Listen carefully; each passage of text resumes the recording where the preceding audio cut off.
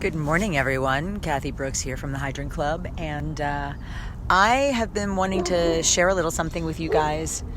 And there's an example. Oh, here. Great example. Great example. So that guy right there just ran along the fence with the dogs and allowed his dog on a really loose leash to go right up to the fence. His dog just almost got its face bit, and he just almost got bit and knocked over. So a couple of things. Cute dog though. A couple of things. I was going to talk about car safety, but I'll talk about fence line safety. When you're in an urban environment, having a loose leash with your dog real out far in front of you is it's a bad idea for a lot of reasons. We'll talk about that a different day. Not the least of which is your ability to protect and contain your dog and protect your dog from other environmental experiences, not the least of which could be dogs on the other side of a fence. Even if you know the dogs on the other side of a fence, it is critical that you not allow your dog to run right up to a fence with dogs on the other side. So there's something called displaced aggression. And I don't mean that the dogs are mean. I don't mean that the dogs are aggressive or dangerous. What I mean is think of it like a toddler who is pre-verbal and is playing with a toy, and the toy doesn't work, and they're frustrated, and they throw the toy, or they break they don't have the words to express their feeling, and so they act out. So a dog is roughly similar to a child in that kind of developmental stage, meaning that dog wants to say hi, can't get to what it wants to get to, is frustrated, and so its adrenaline escalates, its energy escalates, and what can happen in that moment of extreme escalation of adrenaline is a dog fight. Among dogs that know each other, among dogs that are well balanced, among dogs that have never bitten anything other than their food or a toy. So from a safety and an etiquette perspective, when you're going down a city sidewalk with your dog, first of all, your dog should be next to you. Now, whether it's on the left or the right, I'll leave that to the people who have kind of precision in their obedience training.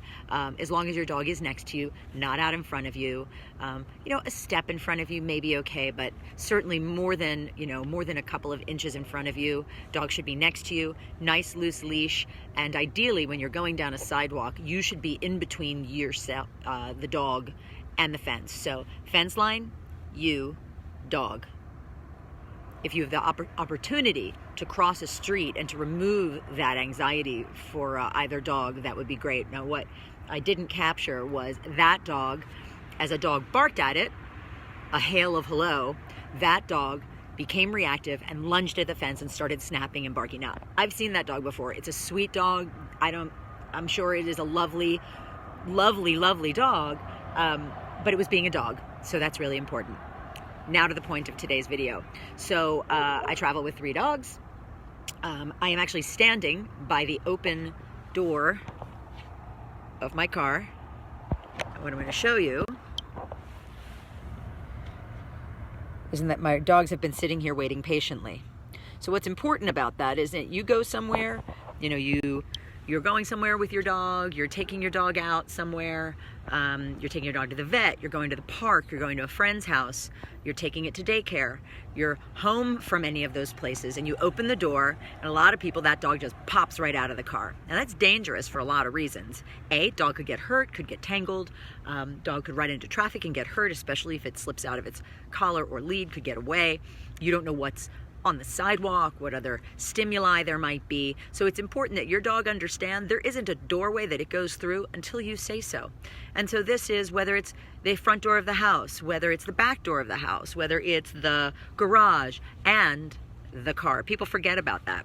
So here's what I'm going to show you what we do here. So here's my guys. Guys, wait, because I need to Mama's got to get her bag with her computer. And get her purse. Ugh, so much stuff. Okay, and they will do this now, one at a time. Bridger. Inigo, back in the car. See? Wait. Now you get to go last. Bridger. Harlow.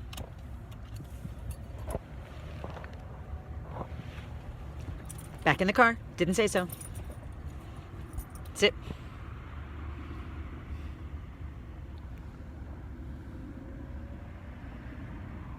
Inigo. Okay, there we go. Close the door. Let me lock my car. And there you have it. So, and what you got to see was when he got out of that car, made him get back in and made him wait. So, super important. Door manners are critical for your dog's safety. So, therein endeth the lesson.